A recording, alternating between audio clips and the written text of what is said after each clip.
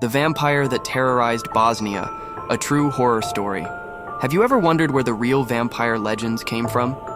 Before Bram Stoker's Dracula, before Hollywood made them famous, there was Petar Blagojevich, a man whose death would unleash absolute terror in the Balkans. Our story begins in 1725, in the small village of Kisiljevo, nestled near the modern-day border between Serbia and Bosnia and Herzegovina. It was a peaceful farming community where people lived quietly until death knocked and didn't stay dead. Petar Blagojevich, a local man in his 60s, died suddenly. No one thought much of it.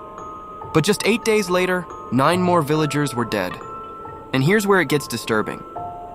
Before dying, each victim claimed that Petar had come to them at night, pale, cold, and silent, sitting on their chest and suffocating them while they slept. The villagers were paralyzed with fear. They swore they saw Petar walking the streets at night, knocking on doors, demanding his shoes from his widow. His wife fled the village in terror. Soon, the panic reached such heights that they begged the Imperial Austrian authorities to intervene.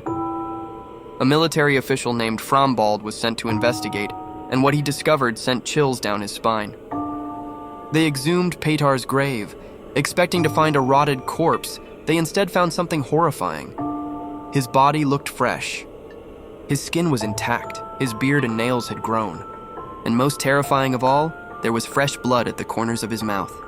The villagers insisted he was a vampire as they called it, and demanded the traditional ritual to stop the curse. Reluctantly, Frambald allowed it. Right then and there, they drove a wooden stake through Petar's heart. And as the stake pierced his chest, they claim he screamed, a loud, unnatural cry as blood poured from his body. Then they burned his corpse. The death stopped, but the fear didn't. This incident wasn't just folklore. It was officially recorded by Austrian authorities. The report spread across Europe, sparking a wave of vampire panic.